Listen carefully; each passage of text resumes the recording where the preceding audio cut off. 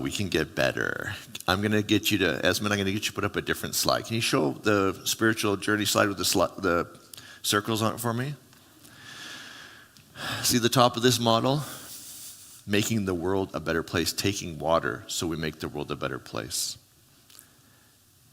We can get better. We're just not there yet. It's this idea of spirituality that says spirituality is not just about me. There's more.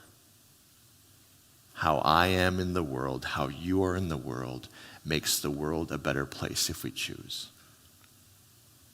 That's what we're trying to do here. If you're new to Friend Church and you're like, whoa, I thought I came here just for me. I don't care about anyone else. It's okay. We'll let you think that for a while. We'll get you there. Okay, you can take that down, Esmond. We've been doing this work to find a way of finding inner health so that we can make the world better.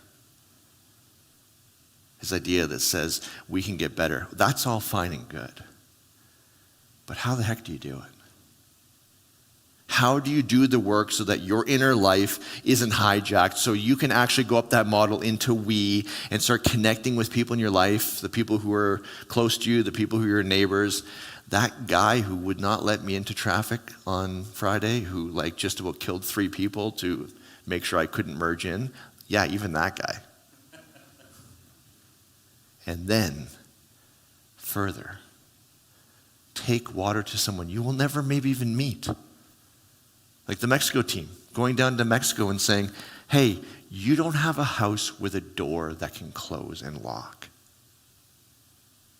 Your kids can't even get an education because your school books get stolen. That's taking water. That's what we're trying to do through this series. But to do it, we have to address the hijack. The thing that forces, this is the wrong word, Clausen. The thing that pushes us down that model into, but what about me? I have a pop quiz for y'all today. You ready for a pop quiz? Okay, can you throw up the picture for me, Esmond? What? How y'all feeling?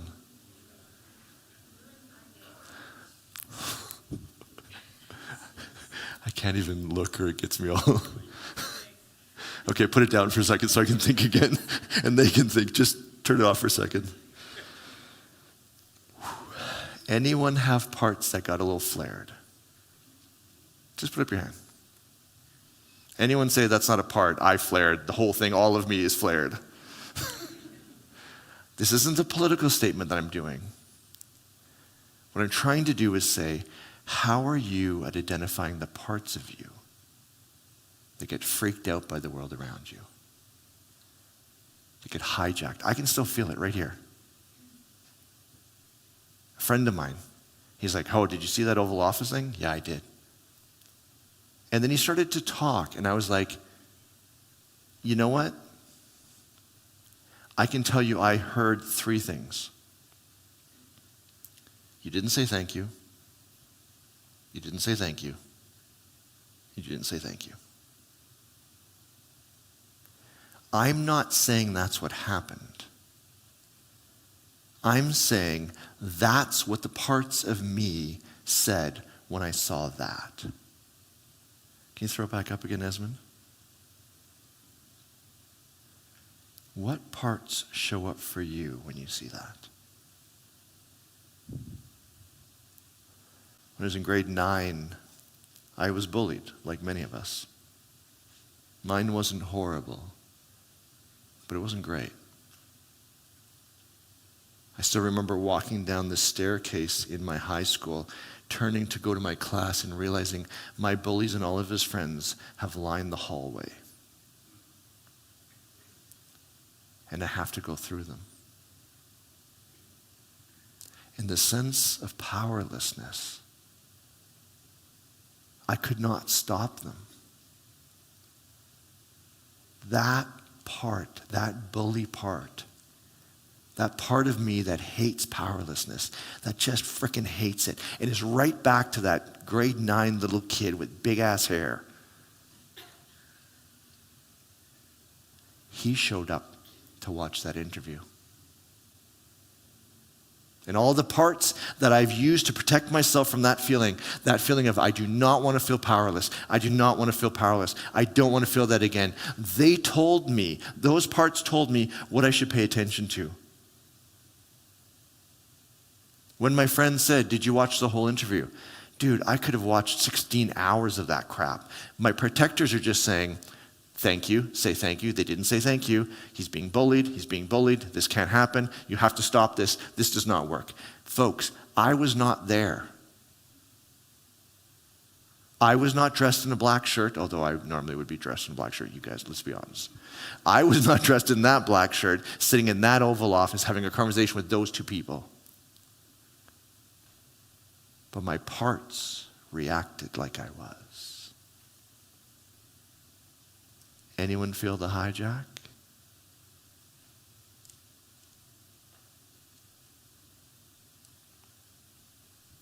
Have you ever noticed? Let's take that down. I got to think again. It's too much. Okay, everyone, shake it off. It's like, when the deer gets you smoked by the car, you got to shake it off. Just like shake off the bad energy. Have you ever noticed that there's certain things in your world that bother you and certain things that don't?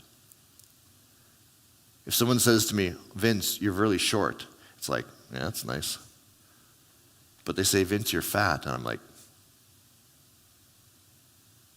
why is it that my height doesn't bother me, but my weight does? Why is it that a story that my brain interprets as bullying freaks me out? But the other day, my wife got angry at me, and I literally have to say to myself, "Don't laugh, don't laugh, don't laugh." Because I love anger. It's so much fun. My wife's like, and I'm like, "That's all you got, babe?" She's like, "Dude, I will end you." Why is it that bullying bothers me, anger doesn't? What things threaten to hijack you? Do you know? When that person doesn't invite you to that party, is it like,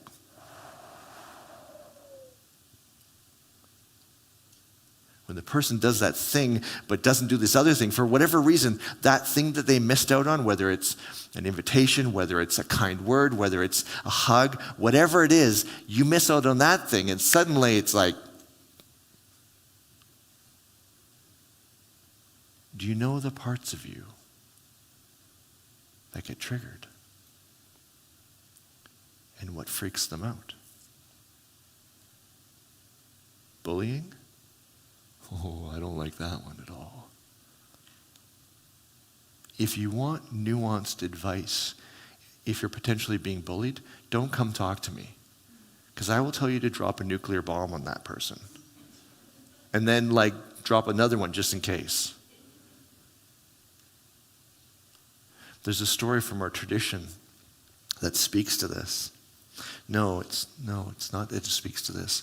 It speaks to the ramifications of this unrealized. It speaks to the ramifications of the hijack. We think it's benign. Oh, I got a little upset. Oh, this happened. There's two brothers. This is from the primeval history portion of the Bible, which means it's never, the genre most likely is not intended to be taken literally at all. It's not historical in the way that things actually happened. It's stories that say, this is why we are where we are. That seems to be the genre. And there's two brothers, Cain, Abel. They conceive of a conception of God that says this: if God likes me, my life will be good. If God doesn't like me, my life will be bad. Again, different conception than what maybe you grew up with, but this is very much part of our tradition in the oldest stories. Piss off God, your life will be hell. So most of their religious tradition is about how do we make sure God is happy? It's again their conception, right? And so what they do is, him and his brother both go, I'm going to give God a gift to make my conception of God happy. So my life will be good. Here's what happens. They both give their best gift. The character God in the story looks at Abel's gift and says, now that's a solid gift. Thank you. I like you. And looks at Cain's gift and says, what is this? These stories aren't meant to be historical, I think. They're meant to be our story. So here's what I want you to do. Put yourself into the story. You and your frenemy. You and that person in your life that you feel like, ooh, I don't know if I like them very much. The colleague, the brother or sister. It happens. Your kid. That happens too. You give your best to whatever, they give their best to whatever, and everyone gives them accolades and says, what they did, incredible. And then they look at what you did and they go, what is this? What part shows up for you when you hear that story?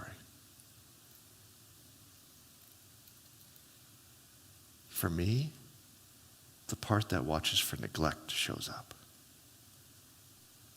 I give and I give and I give, and it's never enough. Maybe the part shows up for you of, it says that the character God turned away from Cain. Don't put up your hand, but anyone feel this sense of abandonment? Like, I'm not being seen. I didn't do it right now. No one will love me. Hold that story, kind of your trigger in your head, because this is part of the parts work. You both give something, you and someone else. Theirs is seen as amazing, yours is seen as garbage. How do you react? The story says that Cain was angry. No shit. I'd be pretty angry too. But then the character God says this line that I think, when I look at it through the series that we're doing right now, it says something that we cannot just pass by. The character God says this, Cain, there's a part of you that's sitting just outside that wants to destroy you and destroy the world around you. That's the hijack. If you give it control, it will destroy everything. Your work is to control the hijack. But I'm angry. But I'm upset. But those people are bad people, right? We have all these excuses why I don't have to worry about the hijack. But the character God says, no. This is the moment right here. What are you going to do? Cain says, actually he doesn't say. The story ends with Cain killing his brother out of anger. After that, Cain is marked as cursed. One reading of the story. Him, his offspring, their offspring, cursed. I think the moral or amoral of this story is this. Beware the hijack. You think it's no big deal. It'll destroy your life. It'll destroy the world around you. We've been looking at this whole thing through this metaphor of parts. The character God says to Cain, there's a part of you that's sitting outside of you that's trying to take over. It's trying to hijack you. Do you guys remember a couple weeks ago, Lori came up and told her story? She was 5 years old. She had a friend who was, it's like their houses they were basically family. They weren't family. It was like her best friend. She's like, the doors weren't even locked between our houses. We spent every day together. It was just like sleepover and supper time and whatever. She's like, she was as close to me as another human being can be. And then when I was 5, she moved away and I never saw her again. What part shows up for you when you hear that story? For Lori, a part of her, maybe I would say broke. It felt this level of abandonment that was so deep and so painful that another part of her swore, I will never let another human being get close to me and risk them leaving. Your parts might not do the same thing. This is what her parts did. You see, the idea is this. Things have happened through our lives that were painful, that hurt us deeply. And those parts got stuck in us. And instead of healing them, what we did is we kind of shoved them in the back corner of our lives. The technical term is we exiled them. The bully part of me, oh yeah. He has a closet. I keep the door locked at all times until he bursts out, in moments and just like totally destroys everything. Do you know the exiles from your past? Esmond, can you throw up the list for me? Just leave it up for a bit. This is a way of looking at parts that we don't want to deal with. We stick them in the back corner of our minds. Neglected parts, embarrassed parts, grief-stricken parts.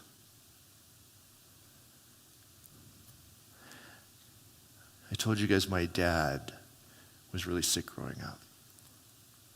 Almost died a few times. The amount of sadness in my family. I freaking hate sadness. Hate it. It's stuck so deep there in my whatever. We were watching Yellowstone the other day. They played a country song. Do you know how sad country songs sound? Seriously, can you not do a happy country song? The song comes on, I'm like, la, la, la, la, la, la, la, la, la, la, la, la. Is it over yet? I freaking hate that. Exile stuck way back there. And whatever hits it, it's like Cain, right? That needs to stop. Do you know your exiled parts? Lori was able to pinpoint it and showed how different parts of her life, it took over and run her life. Anything to avoid that exile part. And so what we do is we create another layer of parts, protector parts. Jeff told us a story. He comes home to his grandfather, and again, if you know Jeff, relationships matter to him. And his family, how his grandfather and how his father looked at him, it meant a ton to him. And he brings home his report card and shows it to his grandfather. And he says, his grandfather went from looking at him like, you're my favorite person in the world, to what is this? Jeff said, my little brain swore in that moment, I never want to feel that feeling again. I never wanted to have another human being look at me that way again. Like I'm not worth getting to know, I'm not worth loving, I'm not worth caring about, I'm not worth being in a relationship with. And so Jeff got a section of parts. That's his exile, right? Create a section of parts. Works hard. He's charming. You know how charming Jeff is? Frick, that guy's charming. Sometimes I walk in a room and I'm like, oh my goodness, do not use your superpower like that. It's not even fair. Part of it's healthy, part of it is so that I never feel the feeling of someone looking away from me. Esmond, can you throw up the list of protector parts for me? These are the things that we employ internally to never feel the feelings of the exile. When I looked at the Oval Office, I'm not going to put it up because it's going to freak me out.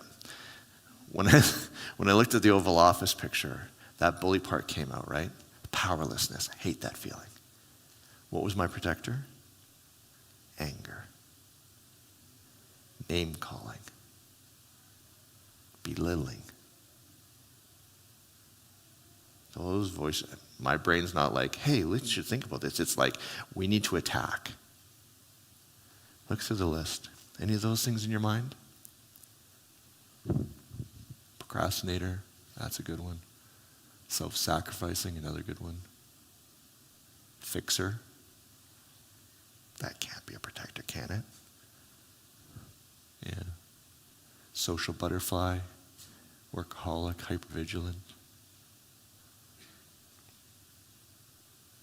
Are you starting to see the parts inside of you? Cain, his protector was anger. Destroy whatever makes me feel bad. And he did. And he paid the price.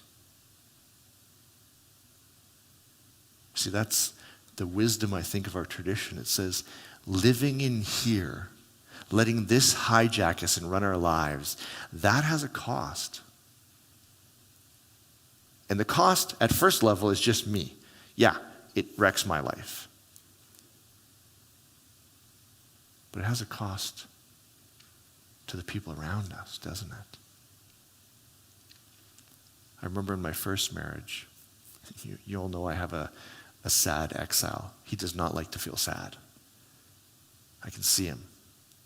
Like he's just a little kid, big hair, hates sadness. I come home one day, my wife, at the time, my ex-wife, was watching Oprah. Could anyone have more sad interviews in the history of a TV show? And she wants to share with me this episode that was really meaningful to her, but it's about sadness. What do you think I did? Any guesses? That would have been a good one. I actually went for full-on attack. I went, I don't ever want you to talk to me about this stuff ever again. When I come home, I don't want to hear about this shit. I'm divorced. Protector parts, they run your life super good. You want to have a good life? Let them take over. Last week I interviewed Dana, my former counselor. I'm supposed to say former counselor. You can take that down, Esmond. Dana was walking down the street. She's got a little dog. I can't remember the dog's name, Margaret or something like that. It's this puny little dog. All she hears this blood-curdling scream. She's like, whoa, what just, who got killed? Realizes it's a little boy and a mom. The mom jumps out of the car and says, get your damn dog under control. Actually, I think it was the F-bomb. You're walking, you're like, dog. Someone screams, it's on a leash. You're on the sidewalk. Anyone protector parts would have reacted to that one?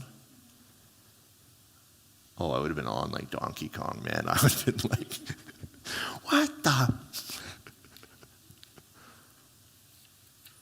Dana said there was a moment. She could feel all these parts coming up.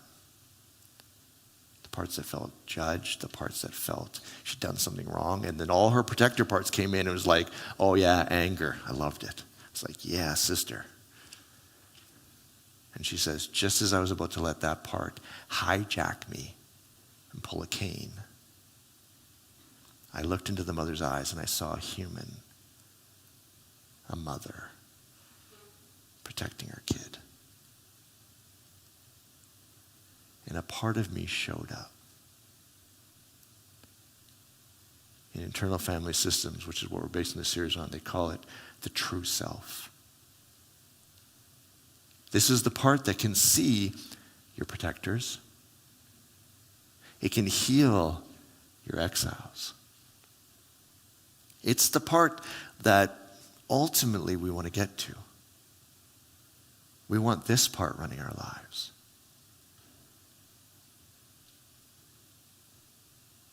When the character God is talking to Cain, he's talking to a part of him that can see. It can see what's going on inside of him. It can see that. How much of that part of your life is running your life? If you wonder which part is your true self, can you throw up the list for me, Esmond? If you feel these things, chances are this is your true self. Can you throw up there's a list of 8 C's, please. There we go. Compassion, curiosity, clarity, calm.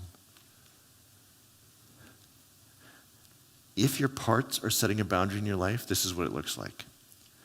Don't you ever pull that S with me, you son of a bitch. That's a protector part, setting a boundary. This is what your true self looks like when they're in calm. You know what? If that's going to be part of this conversation, I can't be a part of this. But you know what? If that would be left aside, I'd love to continue this conversation. How much of that kind of dialogue are you seeing in our world right now? How much of your true self are you seeing in your life right now? We do this work so our true self can see our protectors, not let them run our lives and destroy everything around us. Heal our exiles so that we can be and we can take water. Just sit with that for a second. What would it look like if that ran your life? If that ran your relationships? I don't know about you, but my first thought is, yeah, it seems nice, Vince, but how the hell am I supposed to do that? The reason I've changed all this and I brought in IFS is for this reason. So we could learn to rebalance ourselves so that we can be and so that we can take water. So we're not stuck in the hijack at the bottom all the time. Because I don't know about you, but I can feel the Cain in me. When I'm triggered, when my protectors take over, when my exile freaks out, I destroy. Or maybe you're the other side. You turn off. Your brain gets all fuzzy. Feels like you pull out of your body. Like, I don't even know what's going on anymore. The hijack hurts us and hurts the world around us. So how do you fix it? The Bible story told you not to do it, but they didn't really give us a whole lot of how to. It's kind of a classic. So here's what you do. First thing, you've already done it today. You started to talk about things in parts. Can you throw up the Oval Office picture for me again? There's a part of you that is probably a little bit triggered by this. There's a part of you that's putting yourself right in the middle of this. You might be on Zelensky, you might be on the other guy's side. Doesn't matter. This isn't a political statement. By saying there's a part of me that's reacting, you're saying there's another part of me that's seeing the part. Try this week. You can take it down, Esmond. Instead of saying I'm angry, say a part of me is angry. Instead of saying I'm frustrated, there's a part of me that's frustrated. A part of me that's sad. Just try it in your head. Just say, a part of me is upset by that picture. Can you feel the difference in how you react to it? What you're doing is you're taking your true self and letting it talk to a part. So you guys already did it. Well done. Can you feel the difference? A part of me is triggered. A part of me is sad. A part of me is angry. A part of me wants to talk about this. A part of me doesn't. A part of me wants cake. A part of me wants to work out. A part of me is stuck in a basement of my mind someplace. And a part of me is here in this room with you. True self, parts. If you've been able to do that, you can go another step further. As the protectors come up, you can see them for what they are. My protectors don't want me to feel bullied. I armored myself against those. You probably armored yourself against a bunch of stuff. That's why you work hard. That's why you procrastinate. That's why you disassociate. That's why you, whatever, act out. The addicts in the room, you guys do more work on this stuff and are better skilled at this stuff than most of us. You've seen that there's a part of you that doesn't want to take you to a good place. When you see that protector part come in, here's what you do. You don't tell it to shut up. You don't push it in a corner. You see what it's trying to protect you against. Mine is trying to protect me against helplessness. And you say thank you. Can you throw up the list of protectors again, the really long list? If you can, go through the list, pick one that resonates with you, that you have, that speaks in your ear. Try this. Just say to it, thank you for trying to protect me. What happens to that voice? Does it get quieter? Get calmer? We thank our protectors because they're trying to protect us from feeling those feelings of the exile. Now, if you're ninja level, or if you're working with an expert, you can go and find those exiles. My sad little guy, he's laying on a carpet. The door's closed to the bathroom. My mom's in the bathroom. And I'm laying there waiting for her. And I can feel his sadness. When I sit with him, something shifts in him. His voice isn't as loud as it was before. The protectors get quieter. Suddenly when sadness shows up, my wife says something sad to me. I go, oh, babe, that's so sad. Not, don't ever say something sad to me again. Can you see what happens as you do this work? If the hijack is the thing that our spiritual tradition says we need to avoid at all costs because it will destroy us, it will destroy the world around us, this is a way to do it. But it's one step further. Did you notice, can I just ask, did anyone else feel bullying energy off that picture? Do you just mind putting up your hand? Anyone else got that? Can I just make a comment? We weren't there. In fact, I don't even live in the same country as where that took place. That happened a couple weeks ago. IFS tells us one last thing that I want to leave you with. What you can't experience inside, you can't experience outside. The reason we heal our wounds, the reason we heal our exiles is because when they show up around us, if we haven't done the work to deal with them inside, we can't deal with them outside. If your kid shows up in a way that triggers your exile, you will not handle that well, most likely. If you're partnered, when your partner shows up with whatever emotion, whatever exile, whatever stuff you haven't dealt with, you will not deal with that well. People will say to me, I got to stop blowing up my partner. I got to stop, blowing up my colleagues at work. The answer is not to apply more willpower. The answer is to realize that sadness not dealt with inside can't deal with sadness outside. When we heal our wounds, we don't send pain and suffering into the world. Do you see how healing our stuff actually heals the world? Regulation, the ability to stay out of the hijack, is a way we take water to the world. Because the person who cuts me off in traffic, I just give him a wave. My wife comes to me with sadness.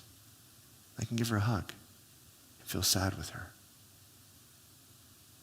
When my brother does that thing that he did since we were like 2 years old, drives me frickin' bananas.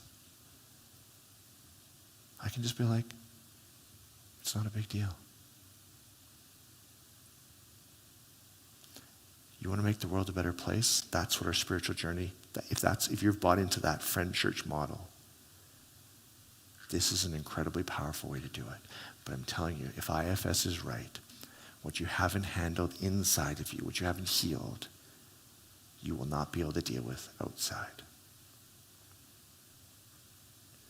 Start by saying, there's a part of me. See the parts that are reacting. And before they go to Cain, say thank you. And if you're ready, find the parts inside of you that are wounded and start to befriend them so that you can become a water carrier. By the way, it'll also help your life, but that's a side point. Folks, we're here to inspire you to take water. This work is not easy, but it changes us and it changes the world around us. Amen? Have a great week, everyone. See you next week.